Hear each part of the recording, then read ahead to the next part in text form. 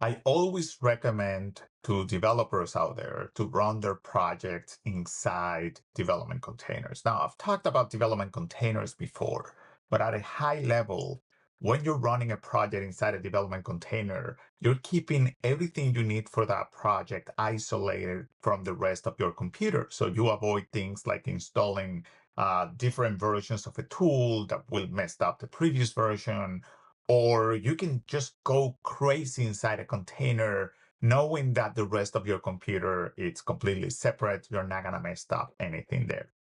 If you're working as part of a team, development containers are a must because you can have different team members using different IDEs or even different operating systems, and all of them contributing to the project without having to go through configuration problems. So this video here, the reason I'm recording it is because I'm running right now my machine learning engineering cohort. And one thing that I learned early on with that many students trying to run the same code is that configuration problems were extremely messy.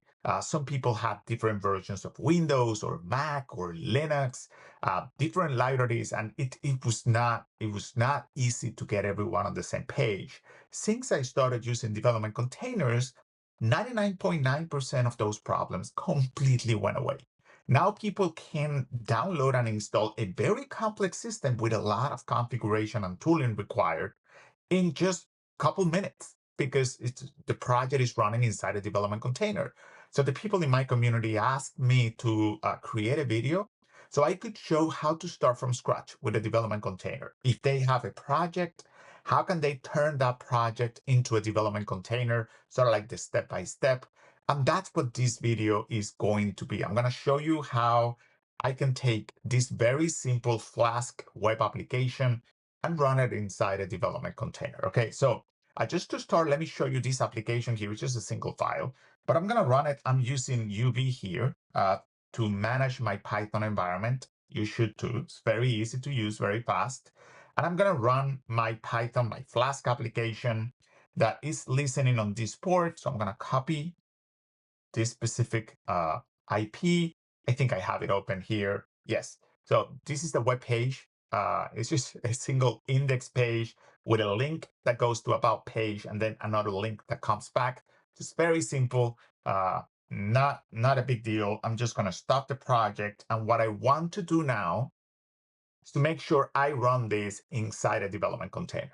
Okay, that's what I want to do. So in order to do that, I'm going to open the command palette here, and I'm going to type dev containers because that will filter out all of the options and will leave me here dev containers.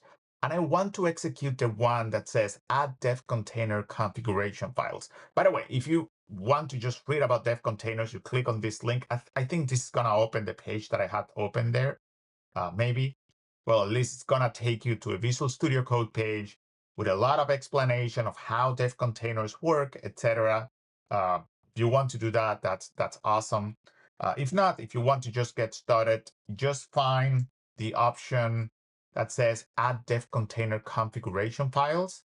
And this is going to take you through a set of steps that we're going to go through right now. So it says, okay, so we want to add the configuration to the workspace. So this is my workspace here with my sample application. Yes, that's what I want. So now it's asking me about the image. What is the template? That's the way they call it. So in containerization, you create a container off of an image. The image defines, I like to think if this is just an analogy, not necessarily technically accurate. The image is like the operating system with all of the tools that you want installed on that container first, right? And you create different containers off of that image. So this template is precisely that. So I want, in this case, just a simple Python 3 template, but there are multiple flavors here. Like, for example, if I were using something like a PostgreSQL, you could install this one here, and that will give you Python 3, Anaconda, and PostgreSQL. So, the more refined you go, the more tools are going to be installed in that image that are going to be ready for you. You can also go with a very flavorless, simple image like Python 3 and install on top of that anything that you want. But then you will have to type the commands to install all of that. So again, here, pick something that you feel comfortable with. I'm going to start with Python 3. That's all that I need. So that's what I selected. Now it's asking me about the version, okay? So here you have 3.12, you have 3.11, 3.10, 3.9. Notice that even within a version like 3.12, you get Bookworm and you get Bullseye, and there must be another one. I'm not saying it here, might not be available here, but I think there are multiple versions of a, an image. And what that means is how complex those images are going to be. Like some of them are going to be lighter, meaning they have less tooling installed on them. Some of them are going to be more complex. I'm not going to get into those details. That's an optimization detail that you can worry about later. But if you look online and you look up about the image that are available, it's going to tell you that Bullseye has more or less features than Bookworm. And again, the lighter you go, the faster it is to download one of these images, and the faster it is to run the images. The heavier you go, the bigger the images are, harder to store, longer download time, but you get more tooling inside that you might need. So again, you're gonna have to make that decision later. For now, I'm just gonna go with 3.12 Bullseye. That's the one that I usually use. And now I'm gonna get into this page, which is asking me to select additional features that I wanted to install here. You don't have to select anything here. You can add all of these features later, like you don't have to select it at this time. But just so you know what they are, these are just, this is Visual Studio Code being nice and asking us, hey, I support all of these features that if you want me, I can just pre-install them for you. So whenever you run the image for the first time, they're going to be pre-selected and installed there. I'm not going to install anything here. There are many, many features, as you can see. I'm going to try to scroll down. There is pretty much everything here. Like if you wanted wget, for example, well, you can select this, and this is going to include that feature. I'm not going to select anything, so I'm going to go and click OK here. And this is whether I want to install a specific directory. No, I'm just going to keep it there. Clicking OK. This will now add a file and a folder to my project. Okay, so the folder is called .dev container. That's always the folder that Visual Studio Code is going to be looking at in order to decide whether you have a container that it should open instead of just opening the files locally. Okay, and then the file is this one here, the dev container.json file. This is the file that explains, that tells Visual Studio how to run that container. Like, what is the image? Well, this is the image. This is the name of the image that we're going to be using. Again, later on, you can change this image. You can even create a custom image and define whatever you want inside. For now, I'm just using the 3.12 Bullseye. This is the name of that image. You can change the name if you wanted to.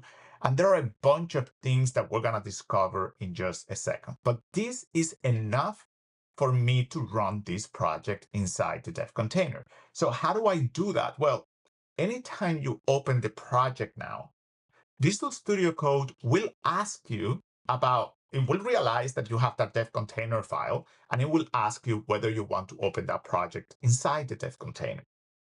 If it doesn't ask you, or like now I just ignore that message, you can just click in this button here. You see that button here? And when you click on that button, it's going to ask you, it's going to tell you, hey, do you want to reopen this project inside a container? You can also just open the command palette again. And again, you say reopen, and it says, okay, rebuild the container and reopen in container, or you get reopen in container. Let me just click reopen in container. So what's happening now, when I did that, notice that now the project, the title here just changed. Now it says sample, which is the name of my project, dev container, name is Python 3, and is running desktop Linux, okay? You can also see it down here. See this blue line? It tells you that this project is running inside a container. Also, from the terminal, if I list everything that's in the root folder of my computer, I'm going to realize this is actually a, a Linux file system. This is not my Mac anymore because everything here is running inside that Linux container. That Linux container is based on this image right here. Now, you noticed that this opened really, really fast. That is how it opens after the first time where you create that image. If you do this for the first time in your computer, you will not see that speed. The first time Visual Studio Code has to download this image here. I think it's actually going to be Docker downloading this image. And then it has to create a container, run a container based on this image. That is going to take time. And therefore, it's just going to you're going to have to wait for the first time. After the first time, reopening this in a dev container is absolutely fast. Okay, so now where we are, well, we are inside our dev container. Let me try to run the project. You will see what's going to happen. Now, I'm just going to use the same command that I have before, and I'm going to do this, try to run the project, and now it's okay. So it's telling me, hey, yeah, this is running on these addresses. I'm going to grab the address right here, and I'm going to open that address right here. And as you can see, your page is running now. Notice something. If you realize I got this message here that says your application running on port 5123 is available. This is telling me that it's for see all forwarder ports. This is telling me that it's automatically forwarding the port 5123 from the process that I'm running, which is that process, the Python main.py file, to localhost 5123. And this was auto forwarded. So Visual Studio Code was smart enough to realize that I'm running an application inside a dev container on a port. And it was smart enough to realize that it had to map that application from the container to my local host operating system. So I was able to actually open this. That is not always the case. So it might not be automatically done for you, in which case you have to specify as part of your dev container configuration that you want to map that port. So let's do that. Actually, it's not here. You're going to see that there is a section that's commented out that says, hey, use forward ports to make a list of ports inside the container that will be available locally on your host computer. So I'm just going to do that. I'm going to add the port. It's 5123. I'm going to add that port into this list. I'm missing a comma. Okay, there we go. And now as soon as I save this file, Visual Studio says, hey, you changed the configuration. Do you want me to rebuild it? And I'm going to say, yes, rebuild it. And now Visual Studio Code is going to rebuild this entire image or this entire container using the new settings. And it's just going to reload the project. Okay, that's going to happen every time you make a change to the dev container configuration. Let's go to ports now. And now you can see that we have 5123 right here, and it's already open, it's already mapped. Okay, so before I keep going with this, let me show you something. I'm going to open my Docker desktop image where I have all of the images and whatnot. Here I'm in containers. So if I go to images, this is going to tell me all of the images that I'm using. Notice that this one here, this image, I've downloaded it 5 months ago. So I've been using this image for a long time. It's 13.12 bullseye. That's the image that we're using today. If I go to containers, you get that friendly Montalcini. So that container is the one that was created by Visual Studio Code, was started 51 seconds ago. That tracks and is based on the image that I showed you before. If you click on this container, now you can inspect the container and see everything that's going on in that container. Something that I want you to show you is the mount section. Notice how the container is mapping from my computer, my local Mac, right? This is my users directory, SVPINO, that's my username. Dev, that's a folder where I store development projects. Sample is mapping that to /workspaces/sample. Okay, so if I go to Visual Studio Code here, go to the terminal, notice how that's where my project is. This is a volume that's being mapped, meaning any changes that I make inside the container will be automatically reflected outside the container. That is great. If I wanted to map another folder to have access inside the container, I can also do that. I can decide where exactly I want that mapped. And that is a huge advantage because that's how Visual Studio Code is using this. I mean, there is a lot of information here. You can go through, if you wanted to navigate this JSON file, you can go through most of what you see here. You can click and you can see the mounts, the volumes, the environment variables. You can do all of that. It's a good way of looking at how that container looks like or troubleshooting anything, etc. So what else can we do here? Well, notice that I have a bunch of local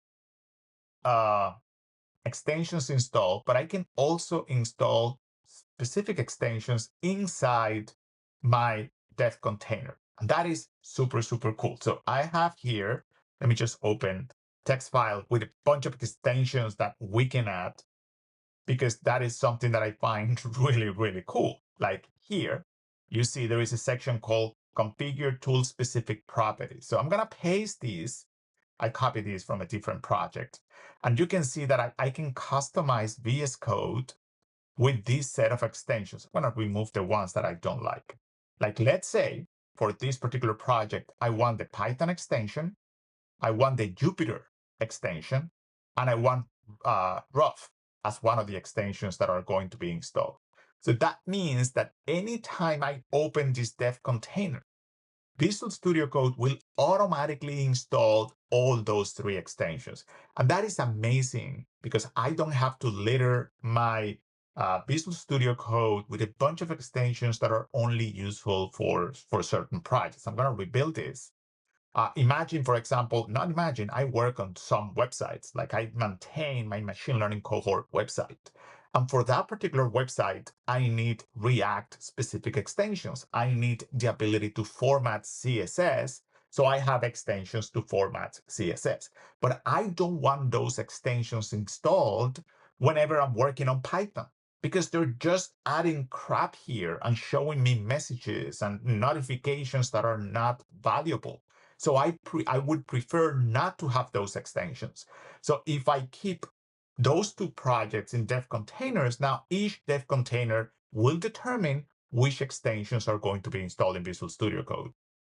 Chef's kiss. So if we go back to the extensions here, you can now see inside the dev container, look at the dev container, we have 13 extensions installed, and you get Jupyter. And by the way, when you install one extension, a bunch of other extensions might also be installed that are sort of like dependent on that one. We should also get Rough. Here it is. Rough is right here. And that is because I asked my dev container to bring those extensions over here. Now, there are a bunch of different stuff that we can do as part of this. For example, there is a pause create command here where you could install things after you finish running your dev container. After the dev container finishes loading, we can install things. So I'm going to uncomment this. And even though I already have access to it, I'm going to do something like install UV. For example, I'm going to install the UV library right after my dev container finishes running. I'm going to save this. And now Visual Studio Code is asking me to, hey, can you just rebuild this? I'm going to say, yes, please do that. And now, as soon as my dev container finished loading, notice how this running the post create command from dev container JSON, this installed UV and UVX were automatically installed by this post create command here. You can have multiple post create commands. I think there are other sections where you can install stuff.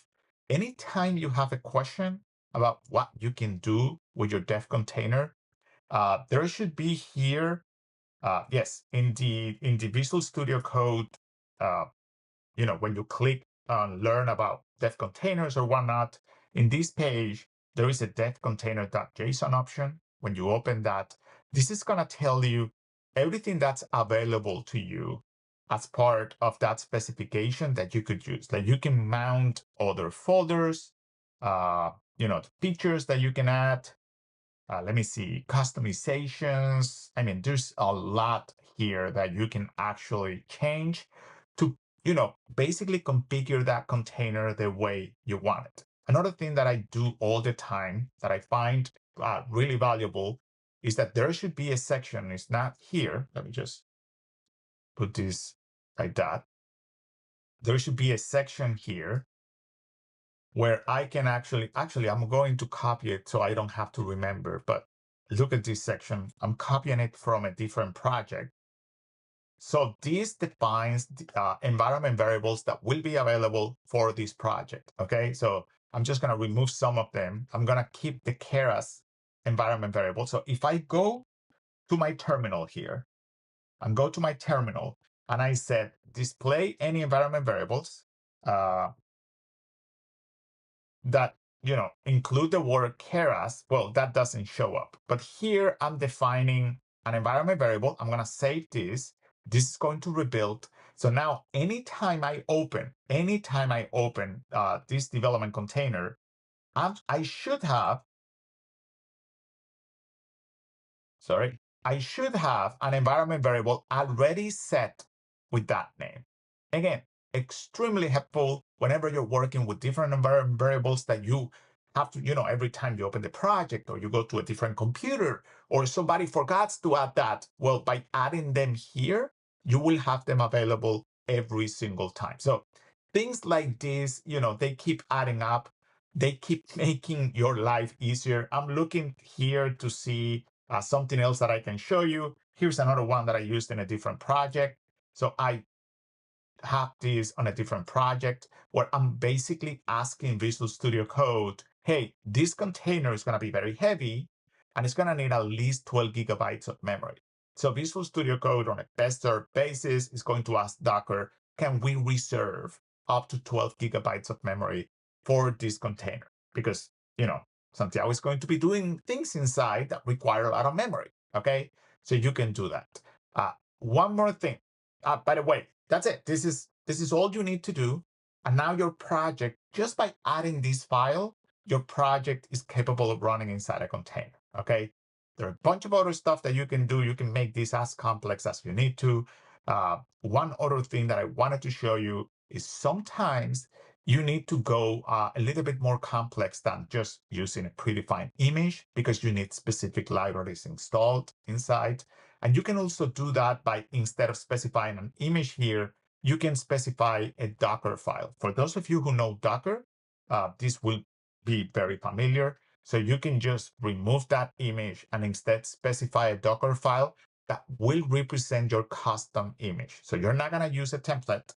You're just going from scratch, and you're free to do inside this Docker file whatever you need for your project. Okay, so I'm going to leave it at this. If you have any questions, please write in the comments below. If you're part of the community and you have any questions, you know how to contact me, and hopefully this helps you get some of your projects inside dev containers, get you moving in this direction. You're not gonna go back, I promise that. So keep being awesome, and I'll see you in the next one.